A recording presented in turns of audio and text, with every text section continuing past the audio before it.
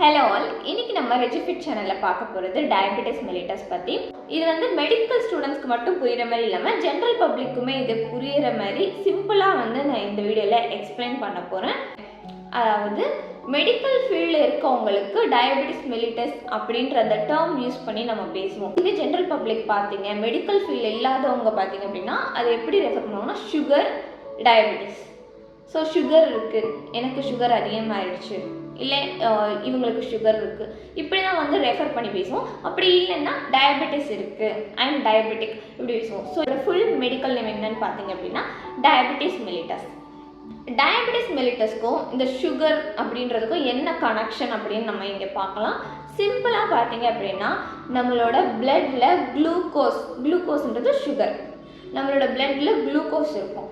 அந்த குளுக்கோஸ் வந்து இவ்வளோ தான் இருக்கணும் அப்படின்ற ஒரு ரேஞ்ச் இருக்குது, நார்மல் லெவல் இருக்குது.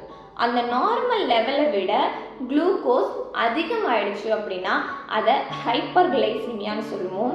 அதே அந்த நார்மல் லெவலை விட குளுக்கோஸ் கம்மி ஆகிடுச்சு, ரெடியூஸ் ஆகிடுச்சு அப்படின்னா இதை ஹைப்போகிளைசிமியா சொல்லுவோம். இப்போ டயபெட்டிஸ் மெலிட்டஸ்னால் என்ன அப்படின்றது பார்த்தீங்க அப்படின்னா இது ஒரு கிளினிக்கல் சிண்ட்ரோம். இந்த சிண்ட்ரோமில் ஹைப்பர் கிளைசிமியா இருக்கும். ஹைப்பர் அப்படின்றது பிளட்ல குளுக்கோஸ் லெவல் அதிகமாக இருக்கிறது. இது எதனால் வரும் பார்த்தீங்கன்னா இன்சுலின் அப்படின்ற ஒரு ஹார்மோன் டெஃபிஷியன்சி அப்படின்றது இன்சுலின் அப்படின்ற ஒரு ஹார்மோன் கம்மியாக இருக்குது ஆர் ப்ரொடியூஸ் ஆகலை, தேவையான அளவு இல்லை அப்படின்றப்போ குளுக்கோஸ் லெவல், பிளட்ல குளுக்கோஸ் லெவல் அதிகமாகும். அதுதான் ஹைப்பர் கிளைசிமியா. இதுதான் டயபெட்டிஸ் மெலிட்டஸ். இந்த பிளட்ல இருக்க குளுக்கோஸ் லெவலுக்கும் இந்த இன்சுலினுக்கும் டயபெட்டிஸ் வர்றதுக்கான காரணம் என்னன்னு பார்க்கலாம். ஃபர்ஸ்ட் குளுக்கோஸ் பற்றி பார்க்கலாம். குளுக்கோஸ் அப்படின்றது ஒரு டைப் ஆஃப் சுகர், அதோட மாலிகுலர் ஃபார்ம்ல தான் இங்கே இருக்கு. குளுக்கோஸ் நம்ம பாடிக்கு எதுக்காக அப்படின்னு பார்த்தீங்கன்னா நம்ம பாடியில் இருக்க செல், நம்ம ஹியூமன் பாடி செல்ஸை குளுக்கோஸ் தான் மேஜர் சோர்ஸ் ஆஃப் எனர்ஜி. நம்மளோட எனர்ஜிக்கு மேஜர் சோர்ஸ் என்னன்னு பார்த்தீங்க அப்படின்னா குளுக்கோஸ் தான். இப்போ குளுக்கோஸ்க்கும் இன்சுலினுக்கும் என்ன கனெக்ஷன் அப்படின்னு பார்க்கலாம். ஸோ இன்சுலின் அப்படின்றது ஒரு ஹார்மோன், ஒரு பாலிபெப்டைட் ஹார்மோன். இப்போ இந்த இன்சுலினோட வேலை என்னன்னு பார்த்தீங்க அப்படின்னா நம்ம பிளட்ல இருக்க குளுக்கோஸை எடுத்து நம்ம செல்லுக்கு அனுப்பி அதை நம்ம எனர்ஜியாக கன்வெர்ட் பண்ணுறதுக்கு யூஸ் பண்ண வைக்கும். அப்படி இல்லைன்னா ஸ்டோர் பண்ணி வச்சு அடுத்த வாட்டி நமக்கு எனர்ஜி தேவைப்படுறப்ப யூஸ் பண்ணுற மாதிரி பண்ணும். எங்கேருந்து? பிளட்ல இருந்து செல்லிருந்து அது எனர்ஜியாக கன்வெர்ட் ஆகிடும். ஸோ இப்போது இன்சுலினோட வேலை இதுதான். இன்சுலின் இப்போ இங்கே இல்லை, இன்சுலின் அதோட வேலை பண்ணல, இன்சுலின் வந்து ப்ரொடியூஸ் ஆகலை, டெஃபிஷியன்சியாக இருக்குது அப்படிங்கும்போது பிளட்ல இருக்க குளுக்கோஸ்னால செல்லுக்குள்ளே டிரான்ஸ்ஃபார்ம் ஆக முடியாது. ஸோ பிளட்லேயே அது வந்து தங்கிடும். ஸோ பிளட்லேயே அது இருக்கும்போது நம்ம வந்து குளுக்கோஸ் எடுக்க அது பிளட்லேயே இருக்கும், தவிர செல்லுக்குள்ளே மூவ் ஆகாமல் பிளட்ல அதோட கான்சன்ட்ரேஷன் அதிகமாகும், அதோட அமௌண்ட் வந்து அதிகமாகிட்டே இருக்கும். ஸோ பிளட்ல குளுக்கோஸ் லெவல் அதிகமாகிடும். அப்போது ஹைப்பர் கிளைசிமியா, டயபெட்டிஸ் மெலிட்டஸ் வரும். இதுவே பிளட்ல குளுக்கோஸ் லெவல் தேவையான அளவு இல்லை அப்படின்னா இதை வந்து ஹைப்போகிளைசிமியா சொல்லுவாங்க. இப்போ பிளட்ல இருக்க நார்மல் குளுக்கோஸ் லெவல் எவ்வளோ அப்படின்றத நம்ம பார்க்கலாம்.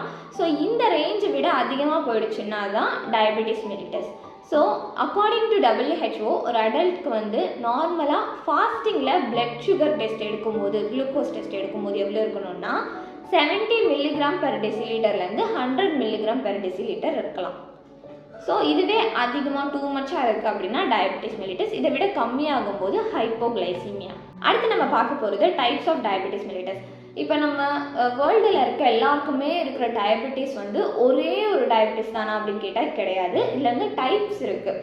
ஸோ மேஜராக பார்த்தீங்க அப்படின்னா டயபெட்டிஸ் மெலிட்டஸை primary diabetes mellitus, secondary diabetes மெலிட்டஸ்னு டூவாக பிரிக்கலாம்.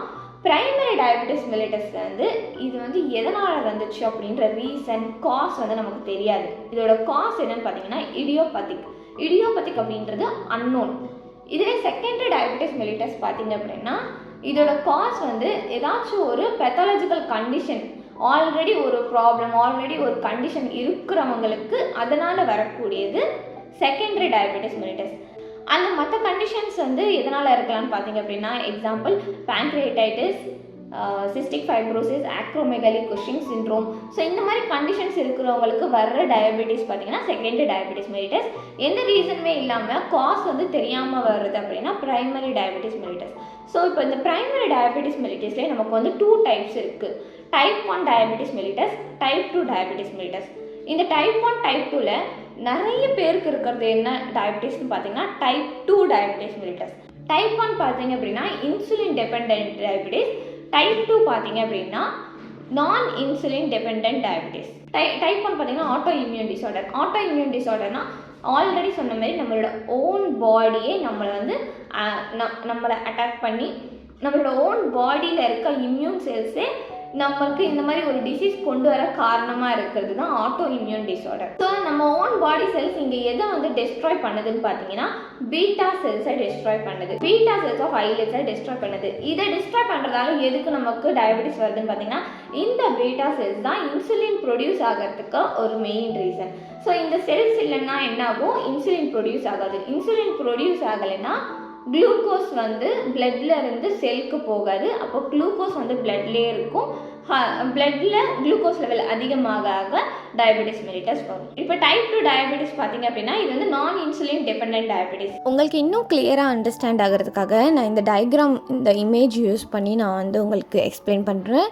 ஃபஸ்ட்டு பார்த்தீங்கன்னா ஹெல்தி அப்படின்றது நார்மலாக ஹியூமனில் எந்த ஒரு ப்ராப்ளமும் இல்லாதவங்களுக்கு எப்படி வந்து குளுக்கோஸ் பிளட்டில் இருந்து செல்குள்ளே போகுது அப்படின்றத எக்ஸ்பிளைன் பண்ணியிருக்காங்க.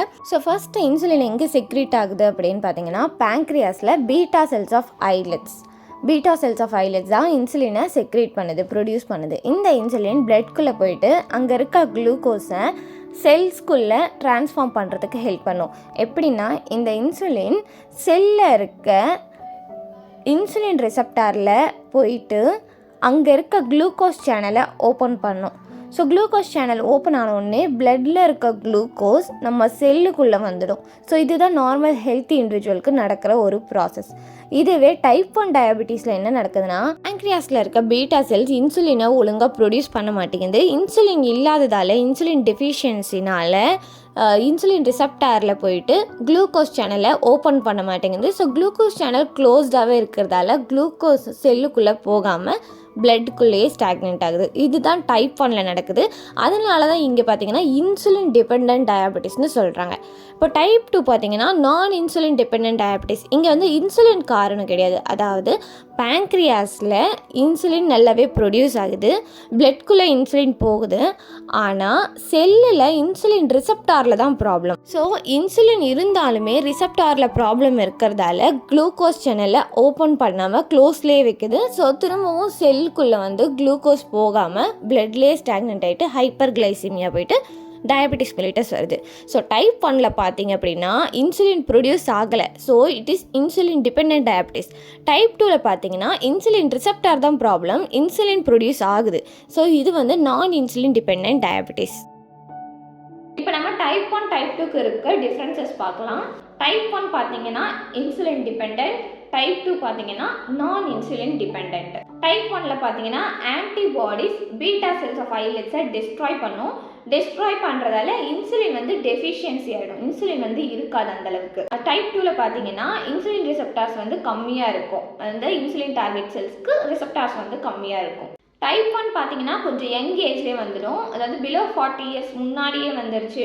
12 இயர்ஸ் 15 இயர்ஸ்லேயே சீக்கிரமாகவே வந்துடும். ஏர்லி ஏஜ்லேயே வந்து டைப் 1 வரும். டைப் 2 பார்த்தீங்கன்னா மோஸ்ட்லி அபவ் 40 இயர்ஸ் தான் வந்து டைப் 2 வரும். டைப் 1 என்ன சொல்லுவாங்கன்னா ஜுவினைல் ஆன்செட் டயபெட்டிஸ்.